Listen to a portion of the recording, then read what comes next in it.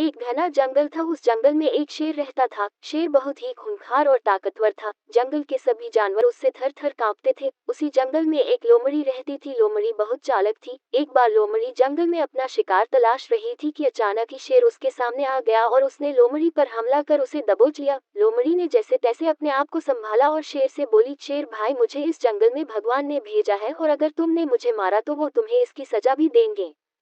लोमड़ी की बात सुनकर शेर कुछ असमंजस में पड़ गया और लोमड़ी से बोला, मैं तुम्हारी बातों पर कैसे विश्वास कर लूं और भला तुम्हें भगवान ने यहाँ क्यों भेजा है।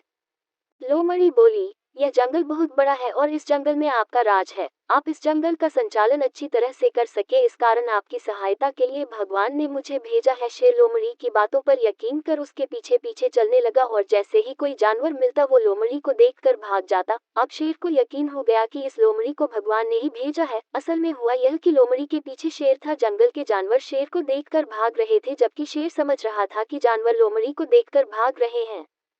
अब शेर भी लोमड़ी को सम्मान देने लगा और उसे अपना प्रमुख सलाहकार बना लिया। लोमड़ी को अब भोजन के लिए भटकना भी नहीं पड़ता था क्योंकि शेर लोमड़ी को भगवान द्वारा भेजा गया प्राणी समझकर जो शिकार करता था उसी में से कुछ हिस्सा भी दे देता था। इस प्रकार लोमड़ी अपनी चालाकी से न सिर्फ अपनी जान बचाए अपितु शेर की सलाहकार बनकर आनंद पूर्वक जीवन यापन करने लगी।